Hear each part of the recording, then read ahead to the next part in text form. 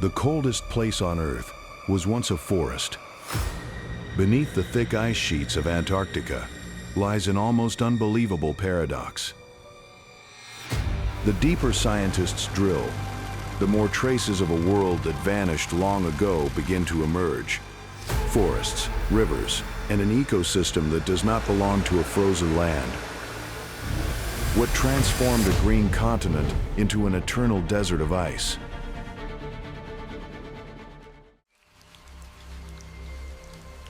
In the middle of a dense forest, the air is warm and humid, carrying the scent of wet soil.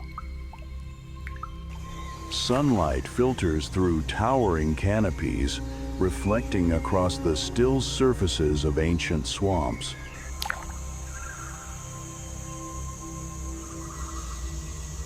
Insects buzz in the air, vegetation grows thick and crowded, and beneath your feet lies soft earth, soil that today is buried beneath kilometers of ice.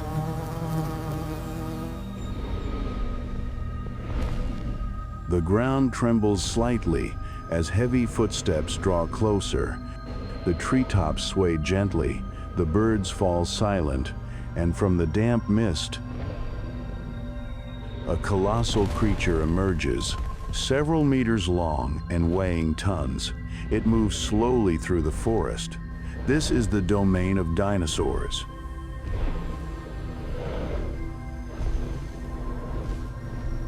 The presence of dinosaurs in Antarctica has been confirmed through fossils discovered in the Transantarctic Mountains and in several other regions.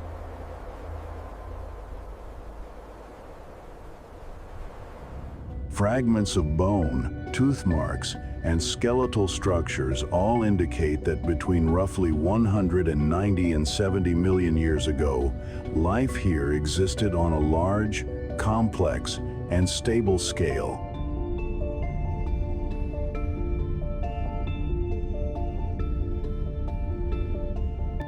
One notable species is Glacialosaurus hammeri.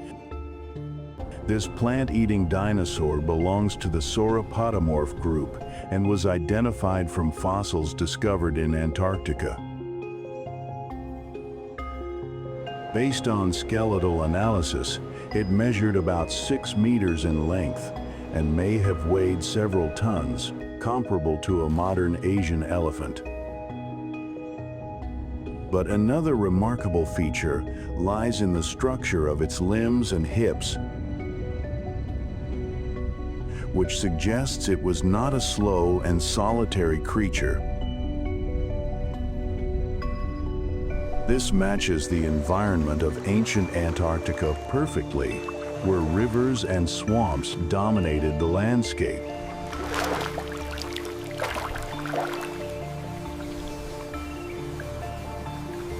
Where patterns on its teeth indicate a diet of tough vegetation, possibly conifer leaves or young plant stems, abundant food sources in this forest ecosystem. Did it live alone or move in herds?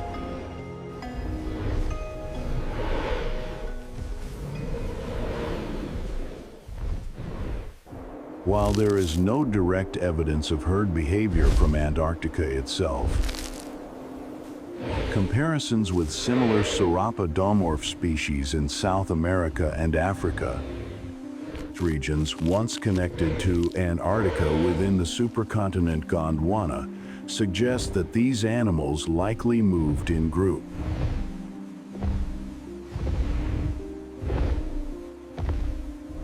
This leads to an important conclusion. Antarctica was not merely a place dinosaurs passed through. It was a place where they lived for long periods of time.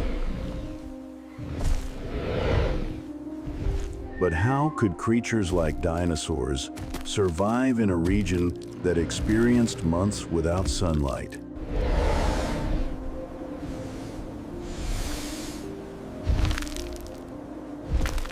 Some modern studies analyzing bone microstructure, particularly growth rates and vascular density, suggest that many dinosaurs may have had an intermediate metabolism, perhaps even approaching that of warm-blooded animals.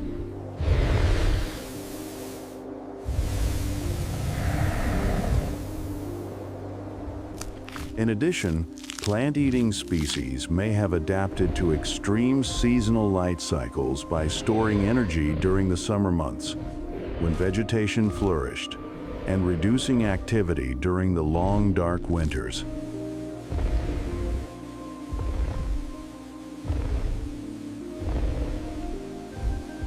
And within this harsh yet stable environment, giant creatures continue to thrive. This discovery fundamentally changes how we see Antarctica. It was not a barren land of death, but a complete ecosystem. One where life did not merely survive, but expanded to extraordinary scale.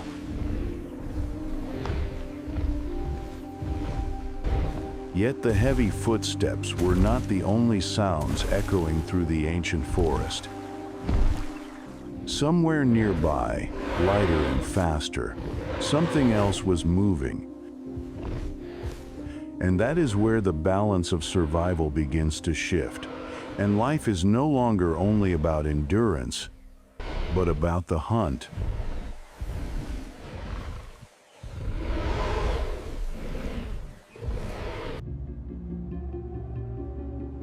The evidence comes from the fossil remains of a remarkable species, Cryolophosaurus.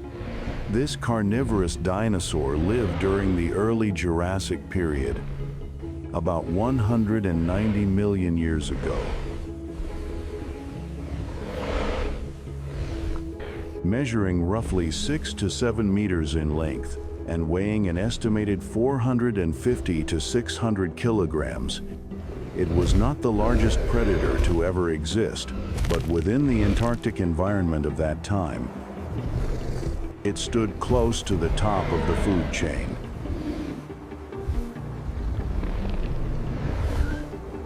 Its most distinctive feature was the curved crest on its head, resembling the hairstyle of Elvis Presley, earning it the nickname Elvisaurus.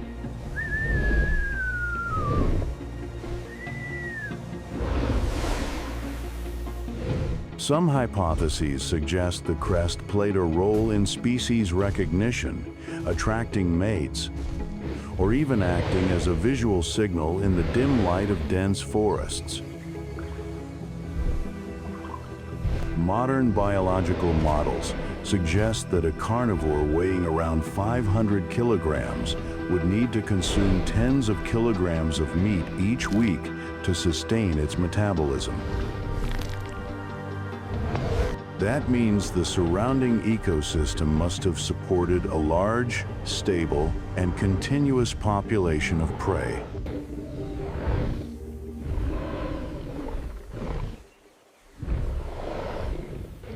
So the question arises, did ancient Antarctica provide enough food? Evidence suggests that the food web in prehistoric Antarctica had developed into a fully functioning ecosystem.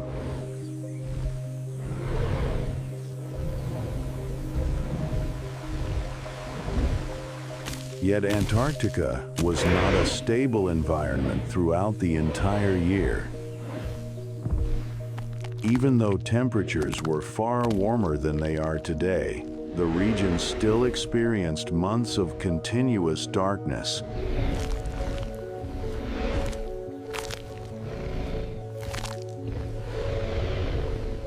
What happened to predators during that time?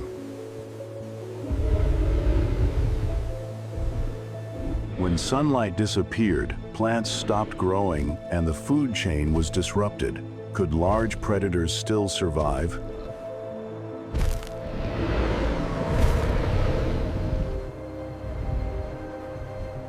One hypothesis proposes that animals may have developed flexible metabolic strategies, allowing them to reduce activity during the dark season, similar to a partial state of hibernation.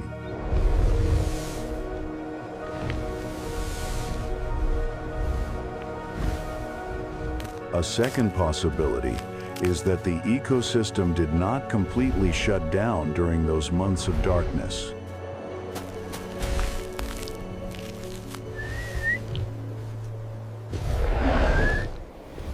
Some ancient plants may have tolerated low light and continued minimal biological activity, enough to support smaller herbivores.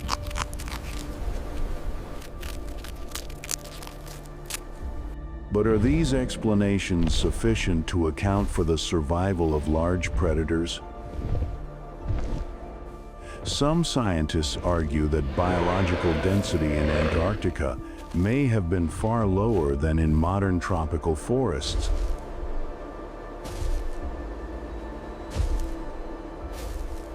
And it was precisely that pressure that shaped evolution in a world where sunlight could vanish for months and food resources were never guaranteed. Only the most adaptable organisms could endure.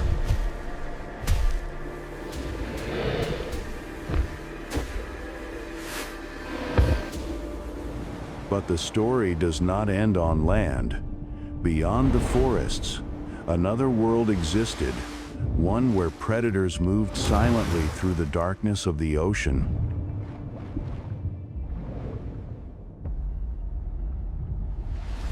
Fossil evidence reveals the presence of marine reptiles, such as Mosasaurus, which averaged about 10 to 12 meters in length, with some individuals exceeding 14 meters. Their bodies were streamlined, their tails powerful, and their bite force is estimated to have reached thousands of newtons, enough to crush prey in a single strike. Alongside them were groups of plesiosaurs, with long necks and 4 paddle-like limbs that allowed sudden bursts of speed through the three-dimensional space of the water. Geochemical analysis of deep-sea sediments indicates that ocean surface temperatures at high latitudes during the Jurassic and Cretaceous periods were not cold at all. Estimates range between 15 to 20 degrees Celsius, at least 10 to 15 degrees Celsius warmer than modern polar seas.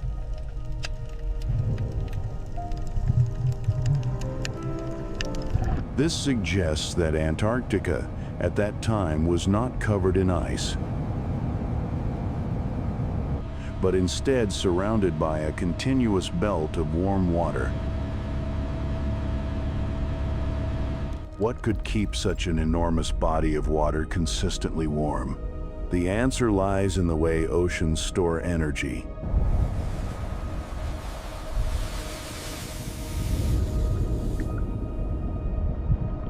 Water has a high specific heat capacity, and when the polar regions enter months without sunlight, this stored heat is slowly released, preventing temperatures from dropping too drastically.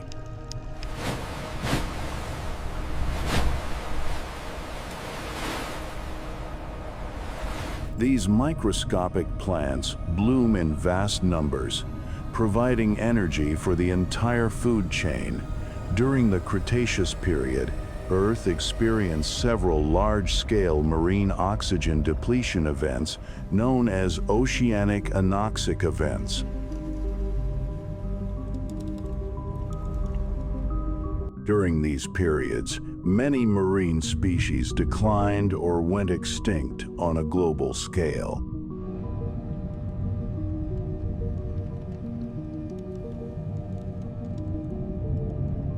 When the continents were still connected within the supercontinent Gondwana,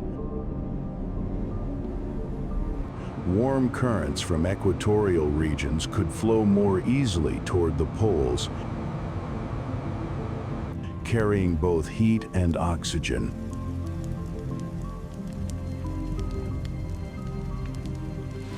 This circulation kept the oceans in constant motion, an essential condition for sustaining large and complex life.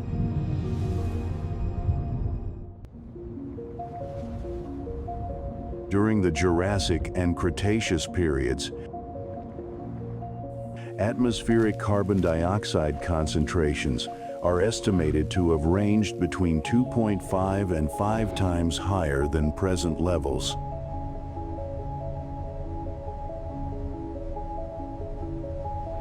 Carbon dioxide absorbs infrared radiation emitted from Earth's surface, trapping heat in the atmosphere and preventing it from escaping into space.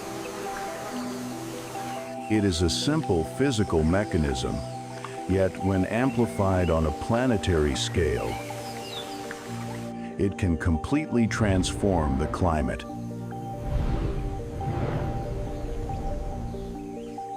But if carbon dioxide were the only factor, would it have been enough to turn Antarctica into a forest?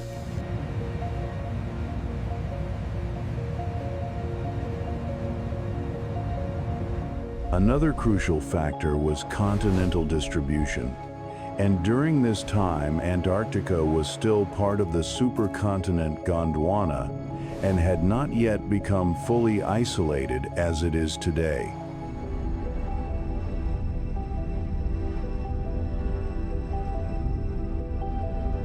As ice disappeared, the planet absorbed more heat, creating a reinforcing feedback loop. The warmer it became, the less ice remained, and the less ice remained, the warmer the planet grew.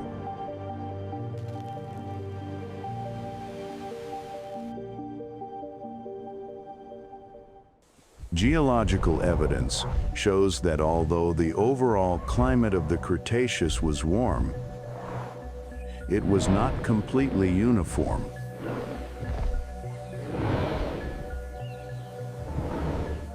There were periods of rapid fluctuation when temperatures rose or fell within a span of several 100,000 years, a remarkably fast pace on the geological timescale. When carbon dioxide levels began to decline, the greenhouse effect weakened and more heat escaped into space.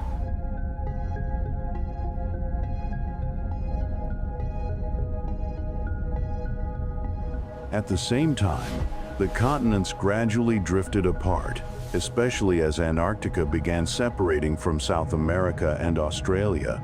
This led to the formation of circumpolar ocean currents around Antarctica, preventing warm equatorial waters from reaching the region. And within that environment, a paradox began to form. An element not directly related to temperature, yet one that profoundly influenced the entire ecosystem.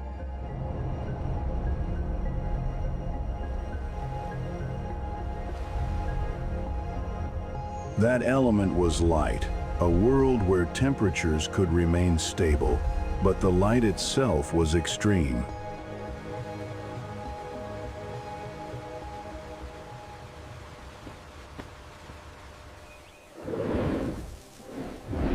This phenomenon originates from a factor that cannot be changed: the tilt of Earth's axis, about 23.5 degrees. At latitudes around 75 to 85 degrees south, the region of ancient Antarctica, the sun could remain above the horizon for roughly 4 to 5 months during summer, and conversely, it would not rise for a similar period during winter. If light is the fundamental driver of photosynthesis, how did plants survive through such prolonged darkness?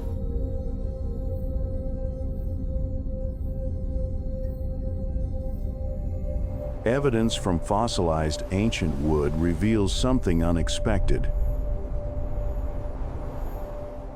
Many tree trunks discovered in Antarctica do not show the clear growth rings typical of modern temperate trees.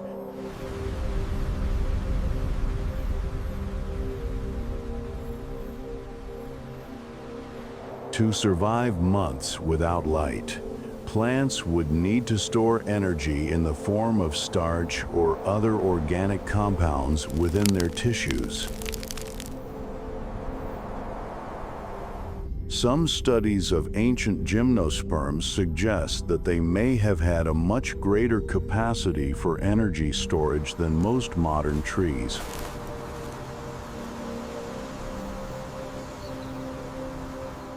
But if plant activity slowed or stopped for long periods, what would happen to the entire food chain above it? The ecosystem of ancient Antarctica likely did not operate according to the daily rhythm of day and night like most ecosystems on Earth, but instead followed a seasonal cycle.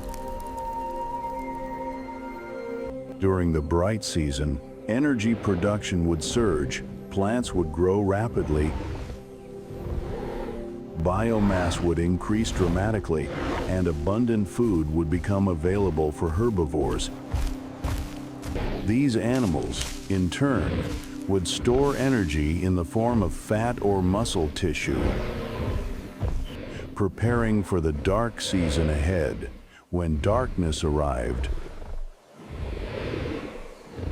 the entire ecosystem shifted into a state of energy conservation. Activity dropped to a minimum, and metabolic rates may have slowed. Some species may have limited their movement, while others depended almost entirely on stored energy reserves.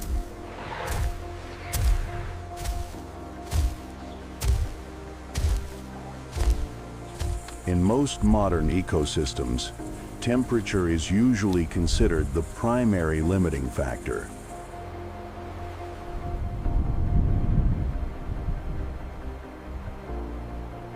But in ancient Antarctica, temperatures remained relatively stable due to the warm climate, while light fluctuated to extreme levels. But could such a system truly remain stable?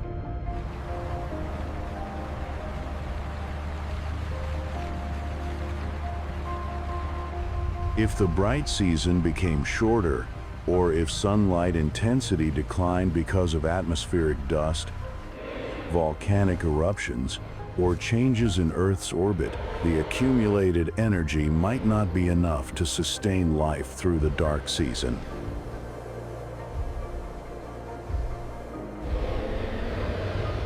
In that case, the entire ecosystem could collapse within a single cycle. What would happen if this entire system were disrupted not only by changes in light, but by a global catastrophe?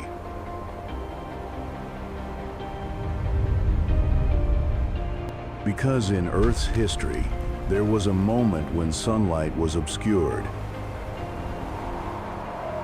Temperatures shifted violently, and nearly 70% of life disappeared. And when that happened, Antarctica was no longer a forest.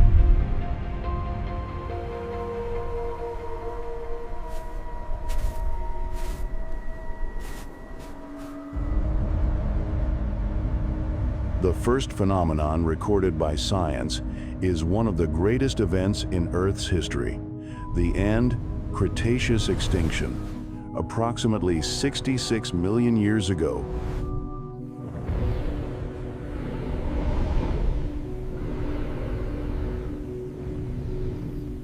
Fossil data show that around 75% of all species on Earth disappeared, including all non-avian dinosaurs and many large marine organisms. But what was the true cause?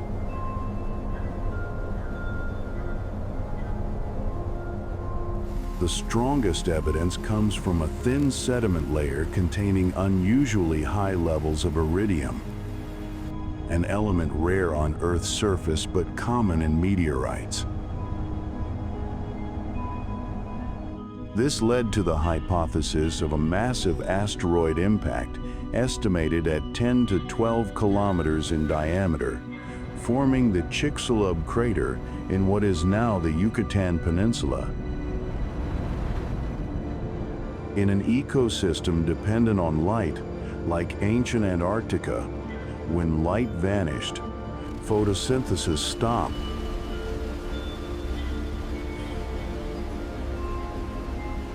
Plants could no longer produce energy. Within weeks to months, the primary food supply was cut off.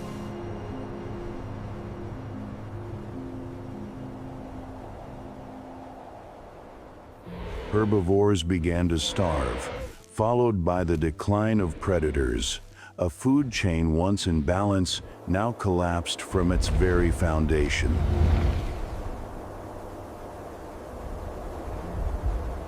The oceans were also severely affected as temperatures dropped and light diminished.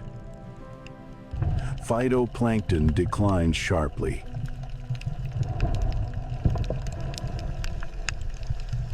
This disrupted the entire marine food web.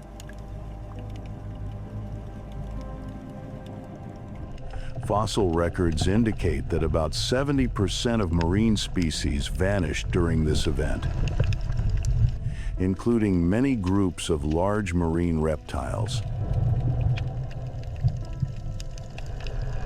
Some studies suggest the impact was not the only factor. Prior to this, Earth had already undergone intense volcanic activity in the Deccan Traps, releasing massive amounts of carbon dioxide and sulfur dioxide into the atmosphere over hundreds of thousands of years.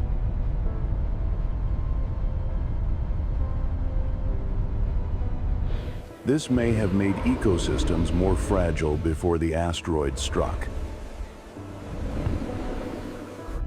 In other words, the collapse was not a single event, but the result of overlapping factors pushing the system beyond its limits. Evidence from sediment layers shows that Antarctic ecosystems did not disappear instantly, but weakened rapidly.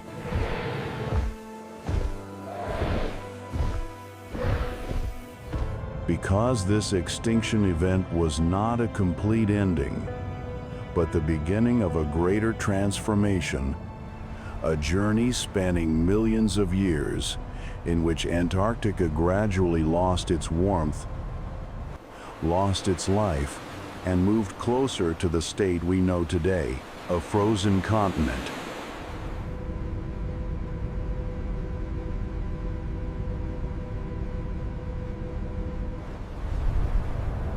The first phenomenon scientists identified was a long-term shift in temperature on a geological scale.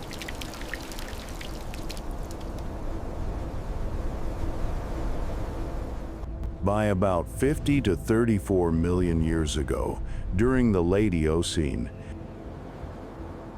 average global temperatures had dropped significantly from around 20 degrees Celsius to levels closer to those of the modern world.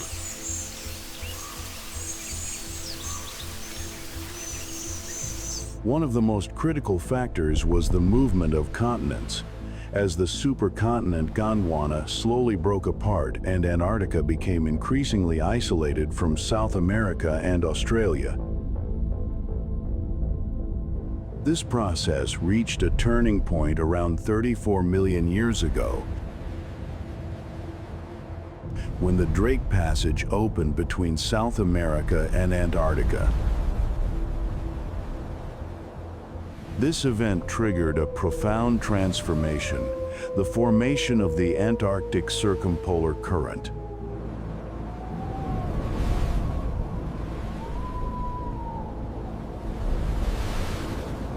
It is the most powerful ocean current on Earth, with an estimated flow of about 100 to 150 million cubic meters of water per second.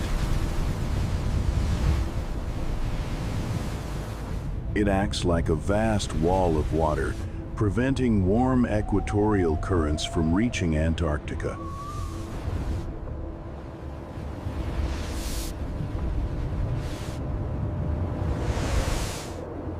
When the circumpolar current formed, Antarctica became thermally isolated.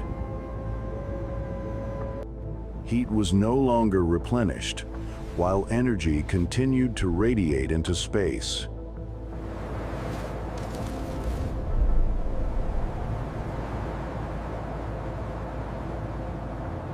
The result was a steady decline in regional temperatures, an irreversible process. At the same time, atmospheric carbon dioxide levels were decreasing. This decline may have been linked to increased silicate weathering, a process that removes carbon dioxide from the atmosphere, as well as the expansion of terrestrial plant life. Antarctica lies near the South Pole, the region that receives the least solar radiation on the planet. Once it lost its sources of heat from both ocean and atmosphere, it became the first region to cross the threshold into permanent freezing. Once ice began to form, the albedo effect, the reflectivity of ice, triggered a powerful feedback loop.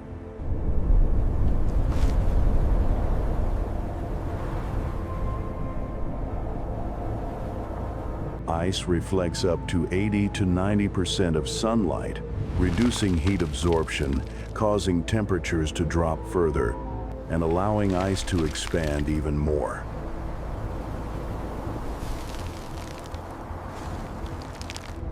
Around 34 million years ago, evidence shows that the first major ice sheets began forming on Antarctica.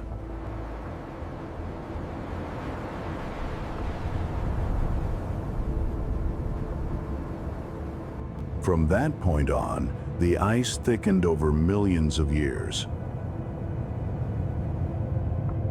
eventually reaching an average thickness of about 1.9 kilometers today, with some regions exceeding 4 kilometers. Plant life gradually disappeared as temperatures fell and glacial cycles intensified. Animals were unable to adapt to the increasingly harsh environment. In the end, the entire forest ecosystem vanished, replaced by a land locked in permanent ice.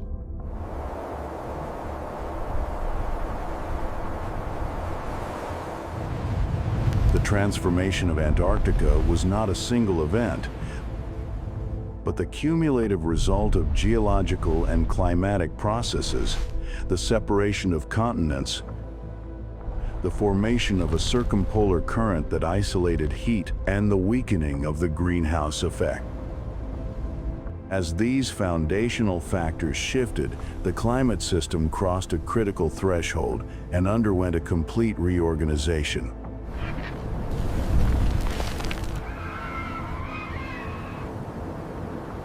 Antarctica, therefore, is not merely a geographic outcome, but direct evidence of the Earth's climate capacity for phase transitions when physical conditions are altered.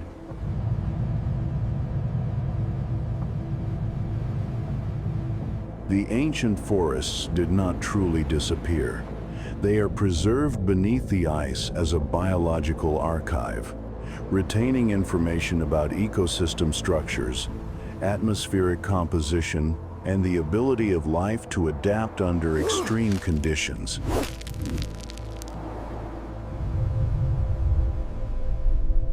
Earth's climate is a dynamic system, sensitive to cumulative changes,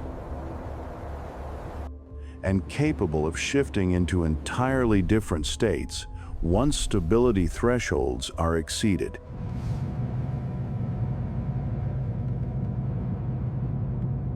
Antarctica today stands as a powerful reminder that gradual changes, when large enough, become irreversible.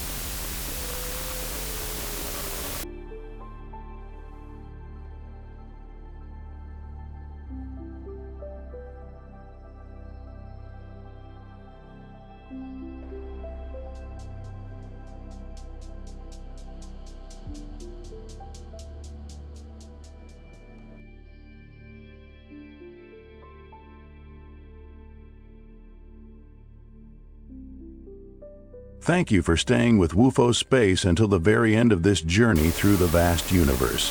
If you found this video interesting and insightful, don't forget to like, share, and subscribe to WUFO Space so you won't miss our next cosmic adventures. Your support means the world to us and fuels our passion to keep exploring the wonders beyond.